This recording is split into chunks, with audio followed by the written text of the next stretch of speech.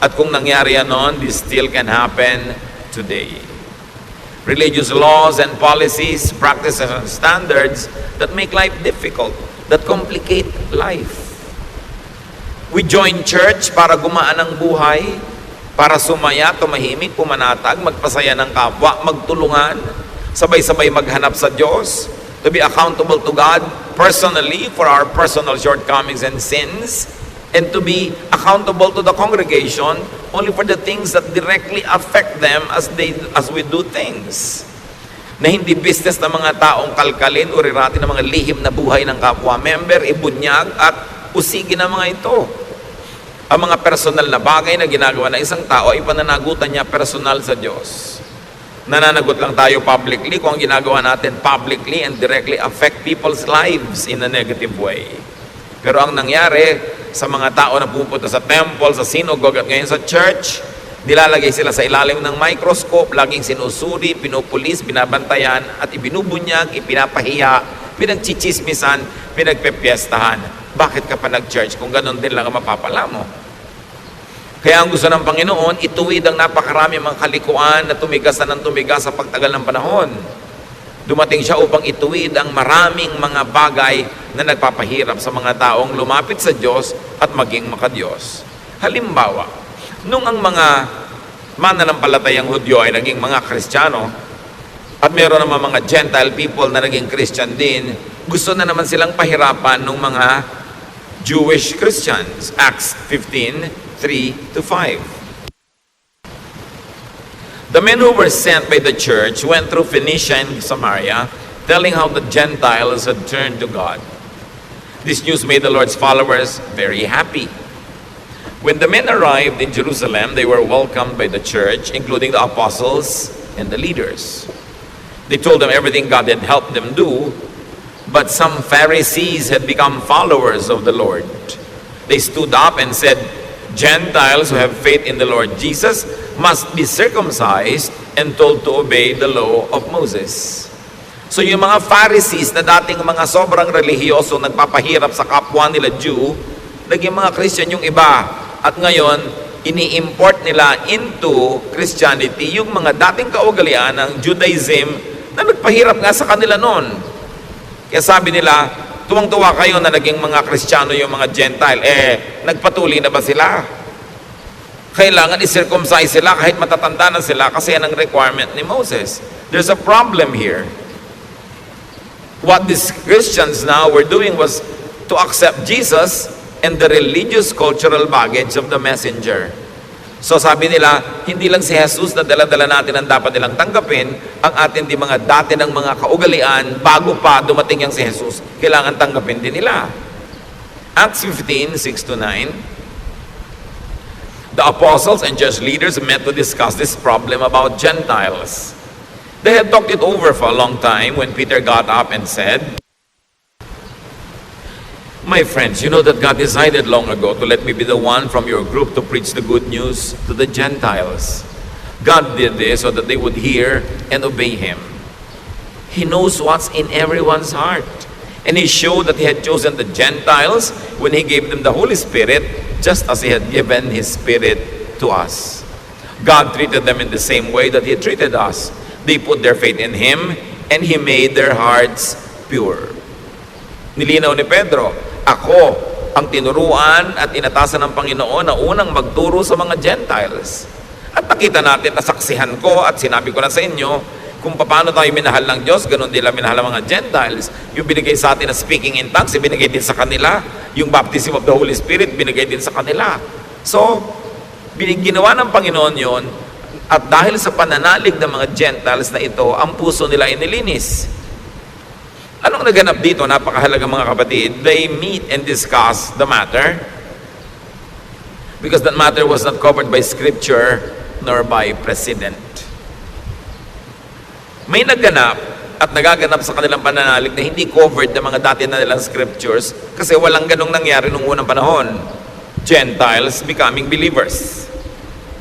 So, wala silang mapagbabasihan na verse kung paano sila makikidil. So nag-meeting sila at pinaandar nila ang kanilang God-given intelligence. Pinaandar nila yung principle of love, principle of acceptance ni Jesus, at naka-formulate sila kung anong dapat gawin dahil nga wala silang verse na pwede pagbasihan. So, pinagana nila ang kanilang intelligence. Now, the believers would not be tied down and limited by their existing and old scriptures because it did not cover this new kind of occurrence. Experience and reason would be used to tackle current issues. At sa pagpapatuloy ng naganap, Acts 15, 10 to 11, now why are you trying to make God angry by placing a heavy burden on these followers? This burden was too heavy for our ancestors, but our Lord Jesus was kind to us, and we are saved by faith in Him, just as the Gentiles are. So here, the leaders who are enlightened were trying to make it clear that they were saved by faith, not by circumcision. Therefore, the Gentiles are also saved by faith, not by circumcision. So why require such a surgical procedure to men who are already quite of age? So Peter and the group couldn't count the matter as needless and an irrelevant burden. Hindi na kailangan yan. Pampabigat lang yan ang buhay at pampahirap sa mga tao para lumapit sa Diyos. Acts 15:19, and so my friends, I don't think we should place burdens on the Gentiles who are turning to God. Conclusion, let us not turn them into Jewish Christians, being Gentile Christians would do. Hindi na kailangan na sila ay culturally gawin nating Hudyo. Yung culture nila, pwede na nilang ituloy, na naging Kristiyano sila, huwag na natin palitan yung kultura nila, pati yung kanilang mga asal at gawi. So they would update church culture and make the faith user-friendly. Pinapadali nila, hindi pinapahirap. Yung iba gustong pahirapin eh. Para bang fraternity, kailangan may hazing muna, pahirapan ka muna bago kita maging brad. Parang yung mga asosasyon ng mga PhD, kailangan pahirapan muna kita, kailangan muna mag-thesis defense bago ka masama sa aming mga doktor. Kaya ang thesis defense sa Pilipinas, ang hirap-hirap eh, parang ayaw kang pasalihin ng mga PhD na sa kanilang hanay. Sa ibang bansa, sa mga progressive countries, tinutulungan ka, pinapadali nila. Dito pinapahirapan para laging sikat at konti lang ang mga may PhD. So ganun din yung mga maraming relihiyoso, pinapahirap nila para maangat sila, pinapakonti lang nila yung pwedeng mapasama sa kanilang mga hanay. They focus on being formal, not on being spiritual.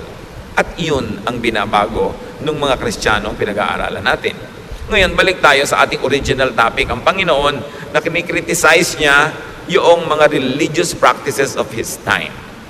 Ginawa lang nating halimbawa yung naging bunga ng mga Jewish Christians na gusto gawing Jewish din yung mga Gentiles. Matthew 23 verse 5. Sabi ng Panginoon tungkol sa mga religious leaders, everything they do is just to show off in front of others. Puro lang sila pagpapa-impress. Puro lang sila pag-create ng impression na ako banal, ako mahigpit, hindi pwede sa akin yan, hindi ko papalampasin yan kasi ako maka-Diyos. So the show is about me being holier than you. Habang ibinaba ng Panginoon sa mga tao yung katuruan, itinataas uli ng mga naging bagong Kristiyano para mahirapan na naman yung iba at huwag maabot, para sila lang ang nakakaabot at sikat sila. Matthew 23, 13 to 15, you Pharisees and teachers of the law of Moses are in for trouble. Jesus continues, you're nothing but show-offs. You lock people out of the kingdom of heaven. You won't go in yourselves, and you keep others from going in. You Pharisees and teachers of the law of Moses are in for trouble. You're nothing but show-offs. You travel over land and sea to win one follower, and when you have done so, you make that person twice as fit for hell as you are. Ang mga pinakamababagsik na salita ng Panginoon ay hindi niya binitawan sa mga tinatawag na sinners. Binitawan niya ito sa mga tinatawag na banal, sa mga relihiyoso, sa mga religious teachers and preachers. Sabi niya, ang gagaling nyo, wala kayong ginawa kundi magpakitang tao. Pinagsasarahan nyo ng pinto ng langit ang mga tao dahil kayo man ay hindi makapasok. Naghihirap kayo para pumunta sa malalayong lugar para mag-convert ng mga kaluluwa. At pag na-convert nyo na sila, dinodoble nyo lang ang kanilang mga bigat sa buhay, lalong hindi sila makakapasok sa kalangitan. Hindi nyo kayang magturo ng kalangitan dahil hindi nyo yan nararanasan. Yan ang sinasabi ng Panginoon doon sa mga religious leaders. Puro kayo bawal, puro kayo mga paghuhusga, puro kayo mga pagpupwera, pagmamataas, pagmamalaki, puro mga pagpapalabas na kayo mga magagaling at mga matatalino at mga banal. Pero sa pagtuturo nyo sa mga tao, hinahawan nyo sila sa inyong mga ugali. Kaya sila man, tulad nyo, hindi makakapasok sa langit. Teachers could, according to Jesus, lock people out of the kingdom of heaven by showing them the wrong door, the door of ritual and other non-essentials. By making them follow invented requirements that will forever render you sinful. Hindi pwede, hindi kasya kahit kailan. Teachers could not go into heaven themselves by not following their own teachings or the truth they know. In their minds, they know the way to God, but in their practices, they don't do it. So hati sila. Iba yung iniisip, iba yung ginagawa. Iba yung public pronouncements, iba yung private life. At walang taong hati ang nakakaranas ng kalangitan o nakakapasok dito dahil ang gusto ng Diyos ikay buo. Kaya nga buong-buo tayong iniligtas buong-buong nilinis, buong-buong sinagip para buong makarating sa Diyos dahil tayo yung mga hati. Nagiging buo tayo dahil sa pananalig natin sa Panginoon, nagiging malinis, nagganap dahil sa pananalig sa Kanya, hindi dahil sa ating mga accomplishments. Teachers could keep others from going into heaven by discouraging and frustrating an honest search for it. Marami mga tao, they honestly search for God, but they get frustrated by the religious system that pretend to know and to show them the way. Kung natatandaan nyo sa Noli Me Tangere, na ang tunay na ama ni Maria Clara ay si Padre Damaso. At nung si Maria Clara ay nalito, na saktan, nawala ng gana sa buhay, sabi niya siya ay magmamongha, siya ay magmamadre, para hanapin niya ang Diyos.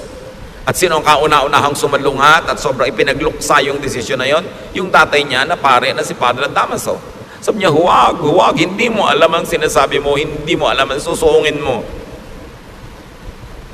Dahil kung merong nakakaalam kung saan patungo ang mga religious teachings, dapat religious leaders. Ang problema, maraming religious leaders, alam naman nila na yung kanilang mga ipinagtuturo ay walang kakauwian, nakapayapaan, katahimikan, pero yung pa rin publicly ang pinipilit nilang ituro para magmukha silang banal. Napakahalaga na magkaroon ka ng personal search for God.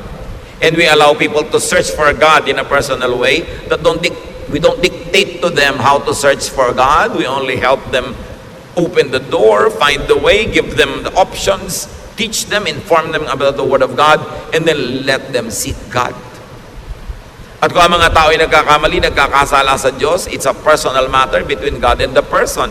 It's not for the congregation to feast on and to judge on.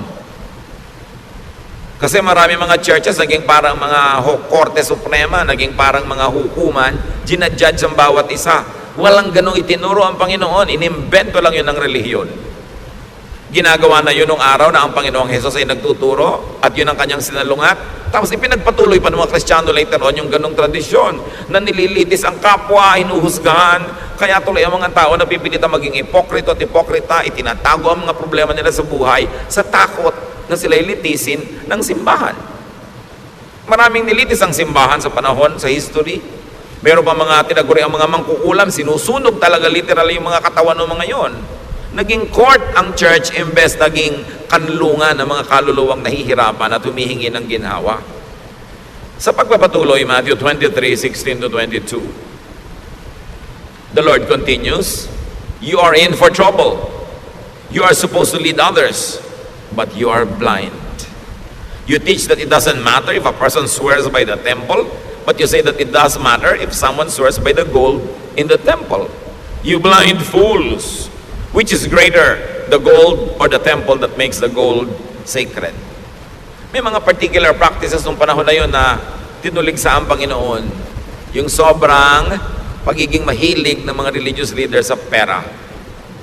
Love for money, power, and honor, misguided zealousness could blind religious teachers.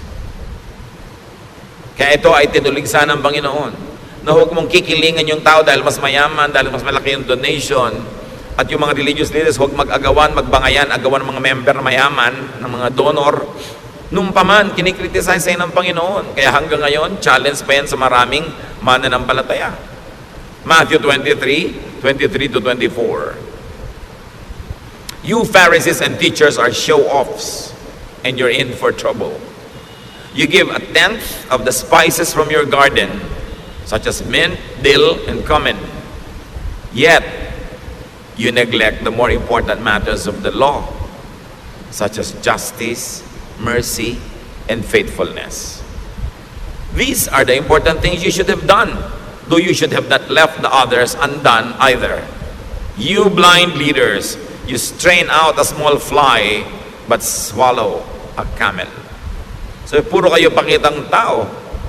Sa mga nakikita ng tao na susukat, kahit na sa mga tithes and offerings, ang faithful nyo, at sabi ni Lord, dapat naman. Pero hindi lang yan ang mahalaga. Mahalaga yung katarungan, habag, pagiging matapat. Sabi, napaka mga bulag ninyo. Hindi nyo malulon ang kaprasong insekto, pero buong-buo nyong nilulunok ang mga kamelyo. Ibig sabihin, mga maliliit na mga kasalanan ng kapwa, minamalaki nyo, maliit na mga pagkukulang, kala mo kung ano na. Pero yung mas malalaking mga kasalanan, hindi nyo napapansin. Yung mga kasalanan ng yabang, judgmentalism, self-righteousness, pride, misguiding people, selfishness, you don't notice that. Wala kayong napapansin kundi yung babaeng adulterous. Wala kayong napapansin kundi yung mga taong nagko-commit ng mga sexual sin na parang sexual sin na lang ang kasalanan sa buong lupa at sa buong buhay. Ang dami pang iba. Pero ang pinanggigigilan nyo, yan lang. Sabing ganon.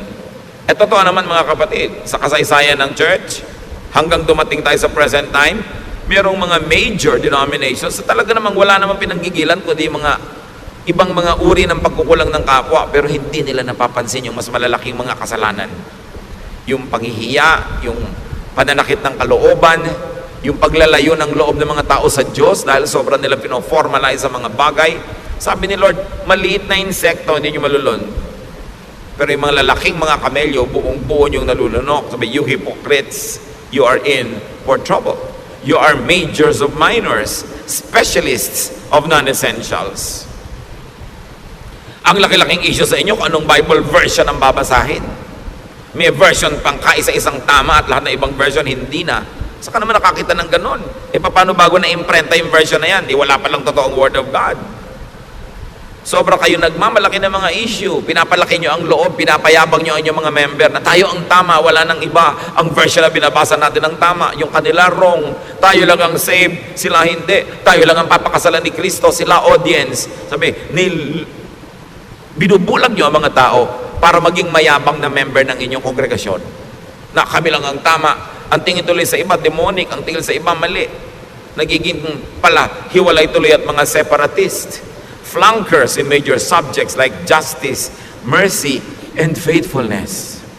Pero ang gagaling magtalumpati, buhay na buhay pa hanggang ngayon ang mga tinutuligsa ng Panginoon noon. Dapat nating ibukas ang ating mata at isip at makita natin kung ito ay umiiral at nagaganap sa iba't ibang lugar at huwag tayong makisangkot, makisali at tulungan sa ganito mga tao na pahabain ang problema na noong pa man ay nilulutas na ng Panginoon. Self-righteousness, religious separatism, judgmentalism, pagbungkal at pag-ungkat sa mga lihim na buhay ng mga tao. Tulad ng babae who was caught in adultery. Alangan mang she was committing adultery in the streets. She probably was doing it in her own home, in her own house. And that people entered that house and dragged her out. Nung dinala sa Panginoon, gusto nilang batuhin. Hindi naman ipinabato ng Panginoon. Sabi lang niya, o sige, yun na lang perfect sa inyo, yung walang kasalanan, magsimula nang bumato. Although it was required by the law of Moses to kill that woman by stoning her.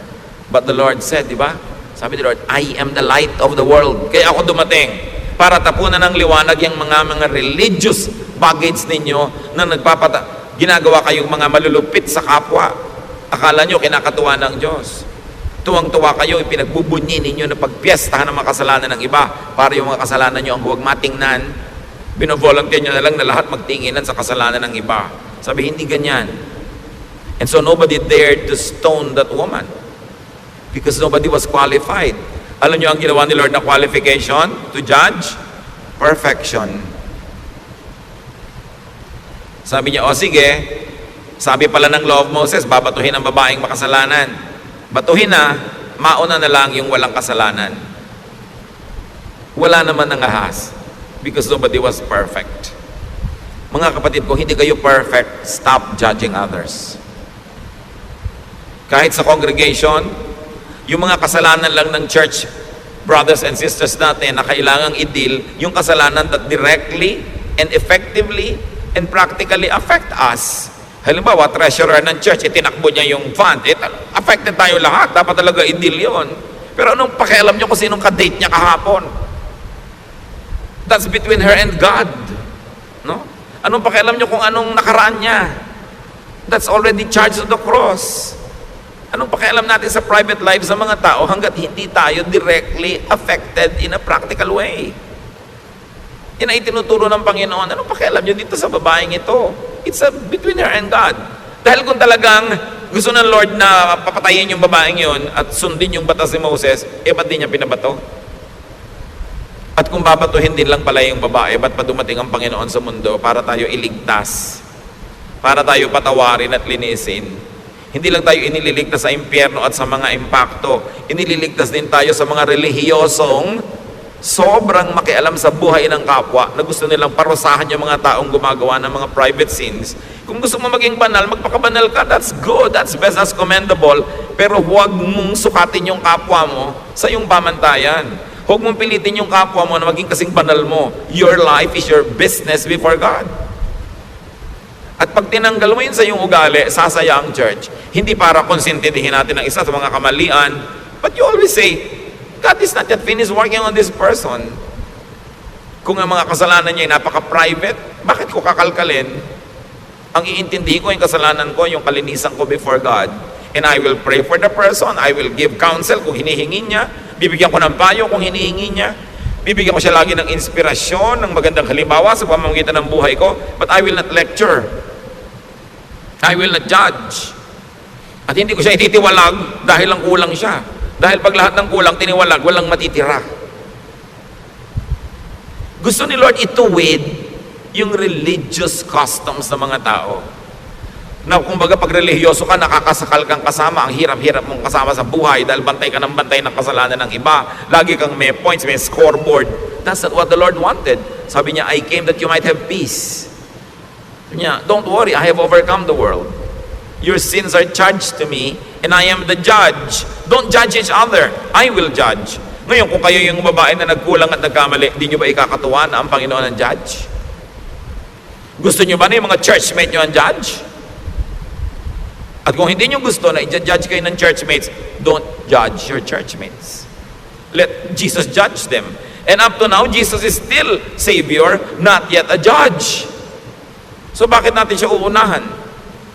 Now, religious fanatics could be unjust, merciless, uncaring, and cruel because they kill the opposition or the competition. May mga congregation naman kaya mahigpit. Marketing lang nila yon.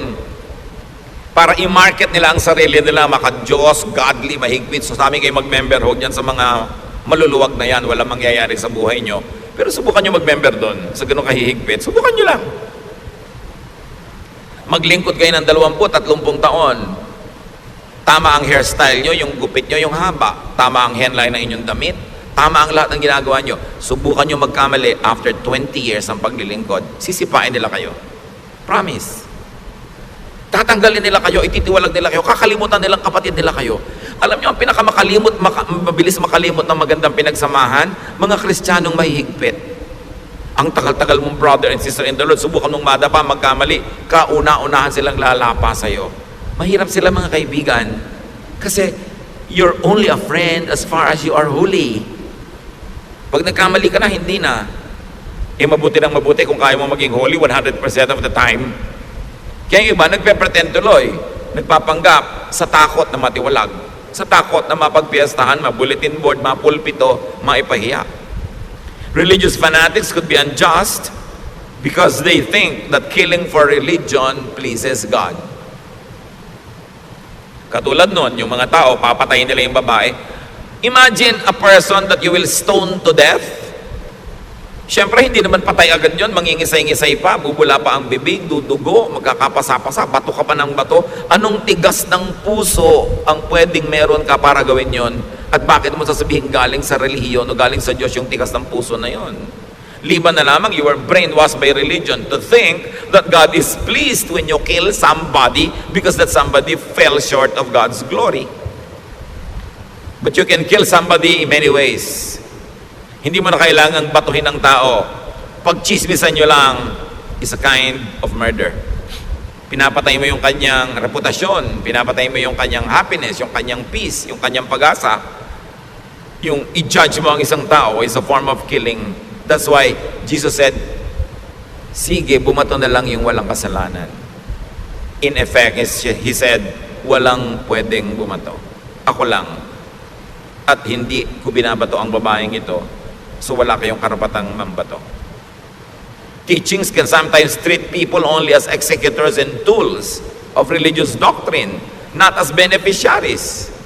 Nandiyan ka lang dahil kasangkapan, gagamitin, maglilingkod ka. Pero oras na ikaw na yung nangailangan at nagkamali at kinapos ng kamaluwalhatian, isusuka ka na para kang isang basura. You know? Yan ang kinikritisize ng Panginoon. Religions that are big on small things, but are small on the big things that matter. Kaya tingnan ang ugali at ang asal ng isang tao, hindi kung anong version ng Bible ang binabasa niya. Tingnan yung climate ng pagmamahalan, pagsasamahan sa isang kapatiran, hindi kung ano yung uri ng mga kantang kinakanta nila o kung gaano kahahaba kanilang mga palda at buhok. Yan ay sinusukat sa ugali, sa pagkatao, sa epekto sa iyo ng pag-aaral ng salita ng Diyos.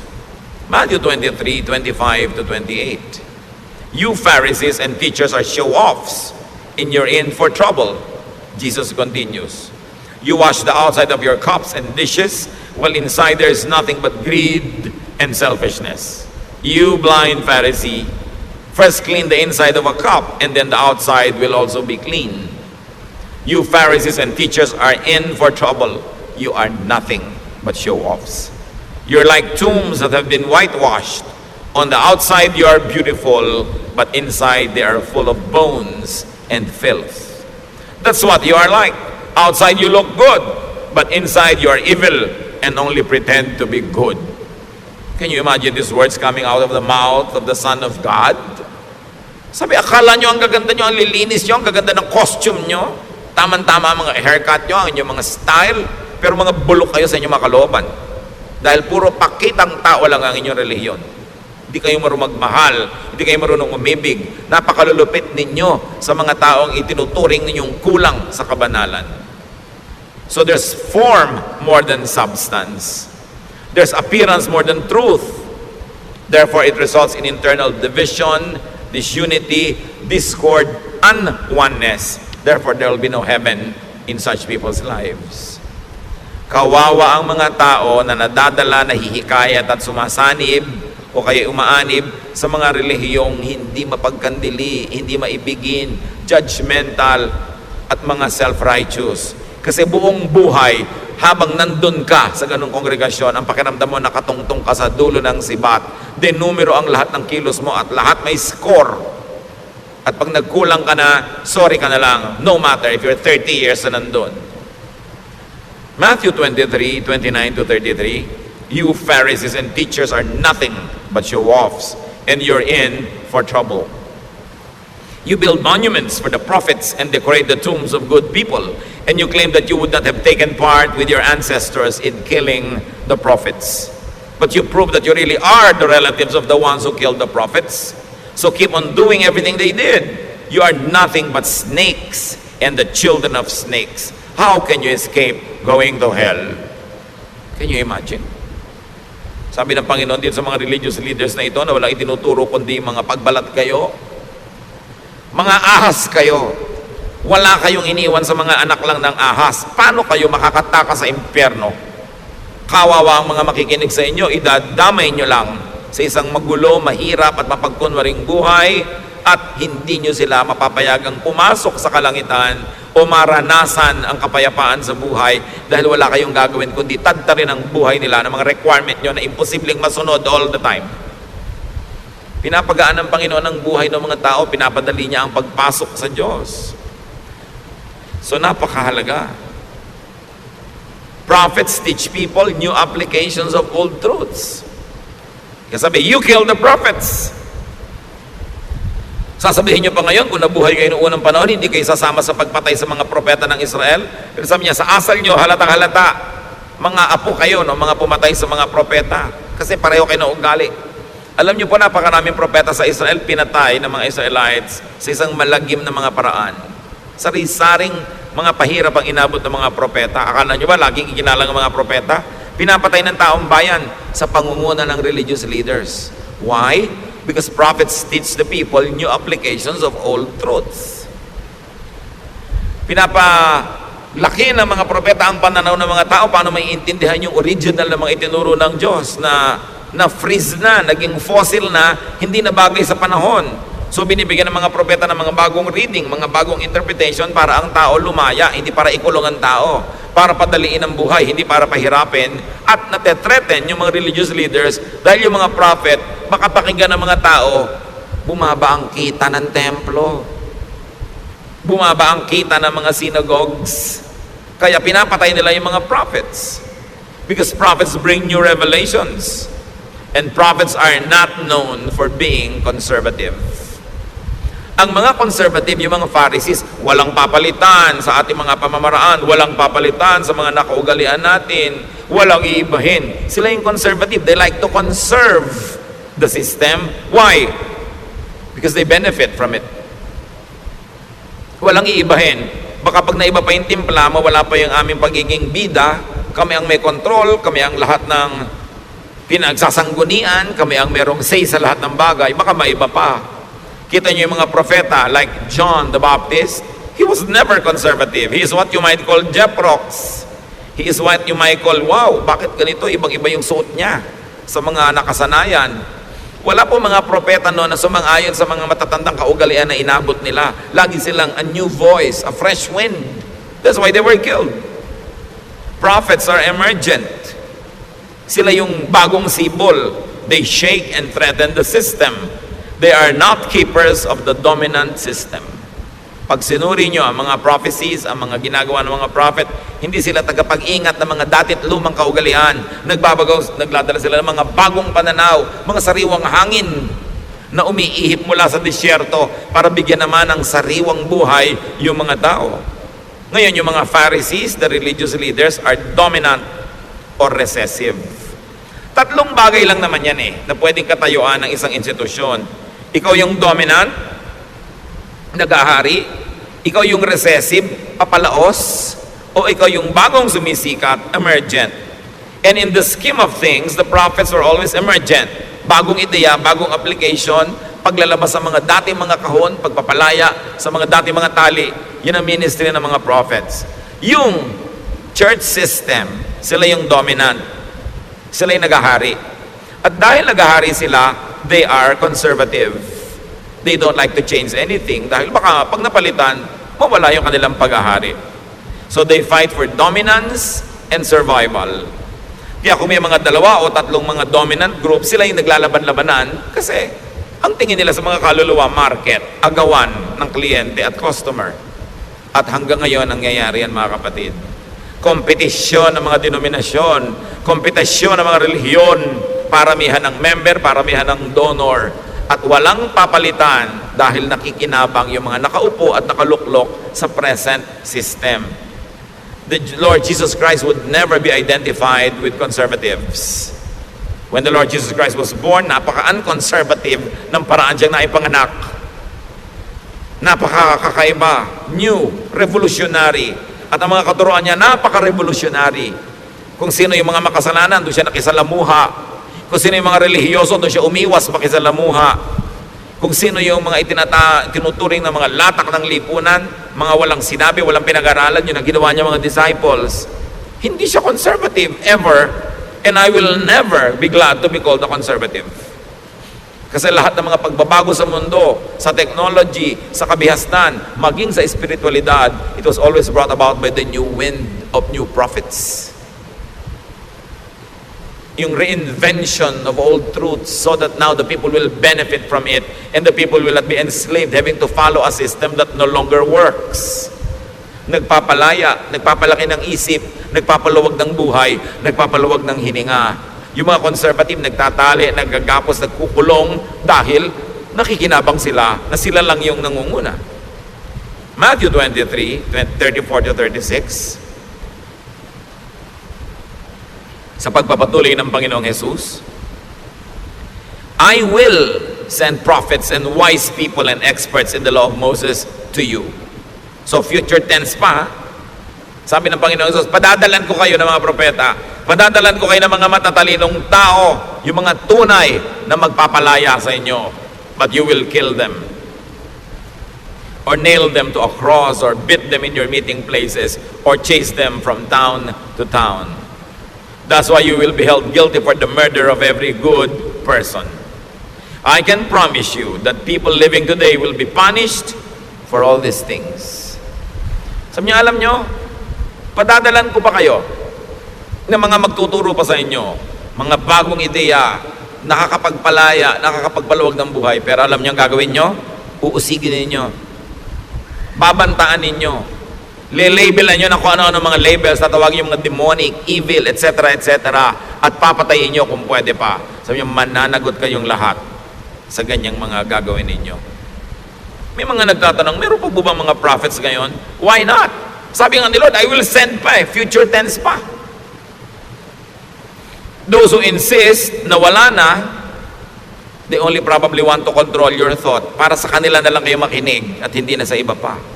Pero siyempre, kung meron mang ipapadalang mga totoo, lalo namang maraming ipinapadala si Taning ng mga false. Kaya dapat sinusuri. Sabi ni Lord, you will know them by their fruits. Tingnan nyo bunga. Ano ba yung tunay na bunga ng isang guro? Hindi lang yung nangyayari sa buhay niya, mga kapatid ha. Yung nangyayari sa buhay nyo dahil nakikinig kayo sa kanya. Yun ang bunga. Lumuluwag ba yung buhay nyo? Nagiging mas mahal nyo ba ang Diyos? Mahal nyo ang inyong kapwa? Mas nakakalaya ba kayo? Pero hindi kayo kinukonsinte sa kamalian? Pero hindi naman kayo hinuhusgahan? Hindi kayo pinapahiyay, binubulgar? Ano nangyayari sa buhay nyo? Kayo ang bunga. Kaya kayong makakaalam, good teacher ba? Good church ba? Good congregation ba? Tingnan mo sarili mo, anong nangyari sa akin mula nung nakinig ako dyan? Yun ang bunga. Hindi yung, ay, ang ganda ng bunga niya kasi tama ang gupit, maiksi ang buhok, malinis ang kuko, laging ganito ang suot. Hindi mo, solohin mo ang Diyos, sa'yo lang sila, wala na sa iba. Tatakutin mo yung member mo, kahit gusto nang umalis. Pag umalis ka sa amin, matatagal ang kaligtasan mo. Hello?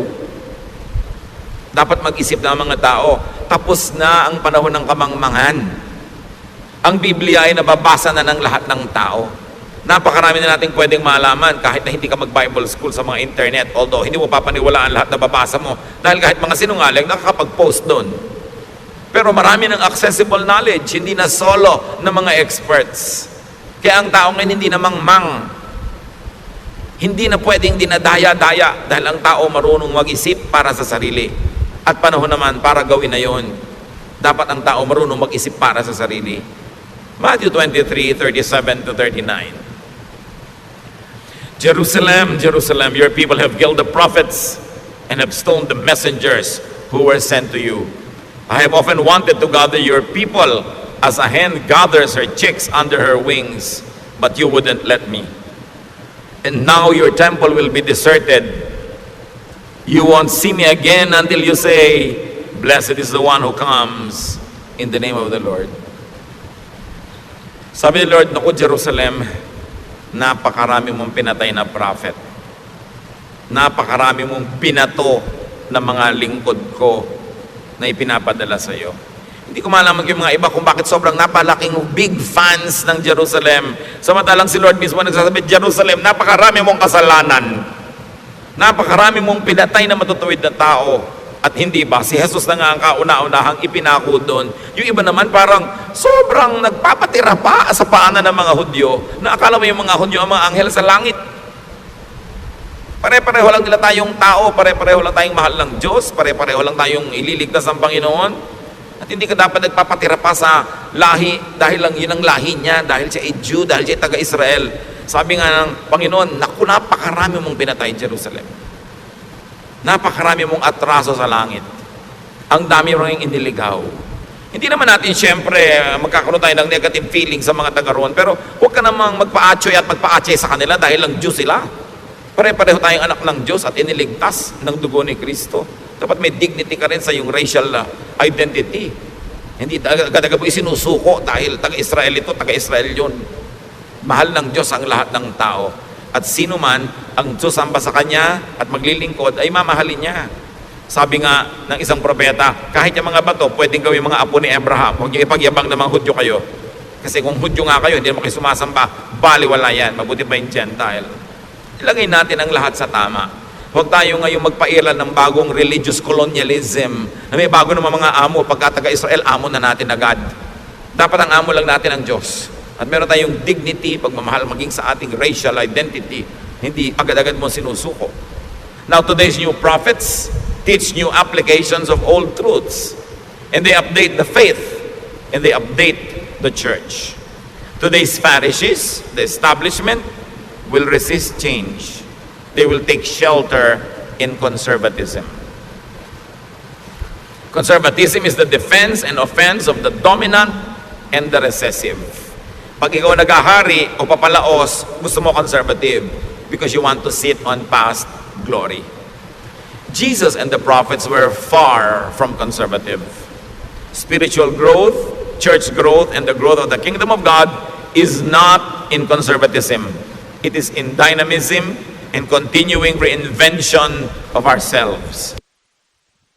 So, why do we review? And why do we study these principles? Because we are bombarded by religious marketing of the dominant Pharisees, the rich, big religious corporations that compete for our soul and for our loyalty. What's truly important according to the Lord? Mercy. Mahabagin ka ba? Tinuturuan ka bang maging mahabagin? Justice. Katarungan.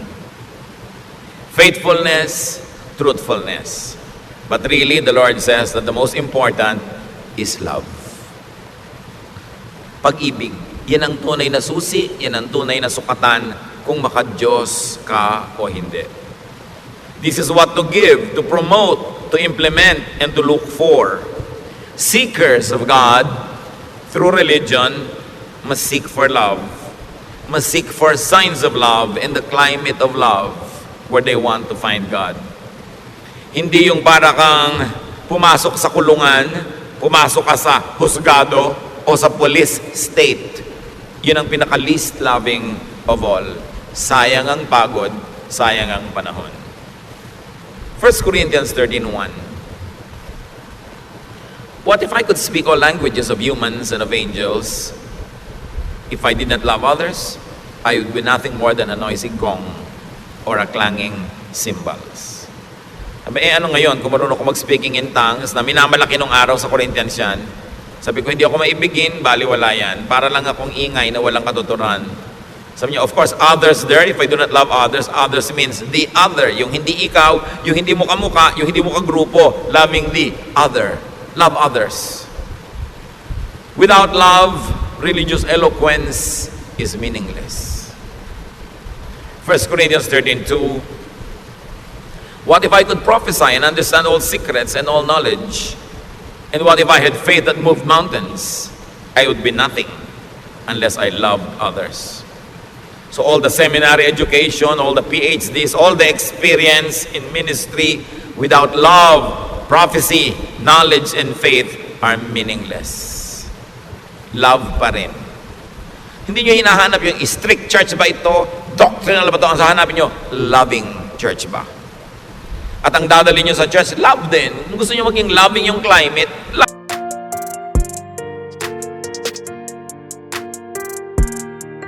be burned alive, I would gain nothing unless I loved others. Yung mga unloving churches, minamaliit, nililibak nila yung word na love. Pag sa kanila yung love, hippie yan, drug yan, drugista yan, yung mga ano yan, mga wala yan, mga pasaway yan. Sa kanila ganoon na ibig sabihin ng love eh. Minamaliit nila yung word na love. Akala nila yung love yung pagiging careless, pagiging bangag, pagiging lasing. In-associate nila sa mga make love, not war, noong mga 1969, 1970. Iniiba nila para lang bulagin yung mga tao about the meaning of love. So ngayon, sabi, hindi kami loving, we are strict. But the point is, Jesus says the most important is love. And love does not mean maging hippie ka o maging drugista ka o maging careless ka o immoral. Huwag nating papababain ang ibig sabihin ng love. Love is understanding your fellow men, giving them time to grow and not judging them while you are continuously praying for them and helping them. That's what love is all about. Without real love for people, charity and sacrifice are nothing. So religious eloquence, religious brilliance, and religious giving are nothing when not done in love and for love of others. For what else could this be done? Halimbawa, charitable ka, eloquent ka, you could also do it for love of self, for self-promotion and self-preservation. 1 Corinthians 13, 4-7. Love is kind and patient, never jealous, boastful, proud, or rude. Love isn't selfish or quick-tempered. It doesn't keep a record of wrongs that others do. Love rejoices in the truth, but not in evil. Love is always supportive, loyal, hopeful, trusting. So love doesn't keep a record of wrongs that others do. Keep that in mind. Religious zeal, especially self-righteous,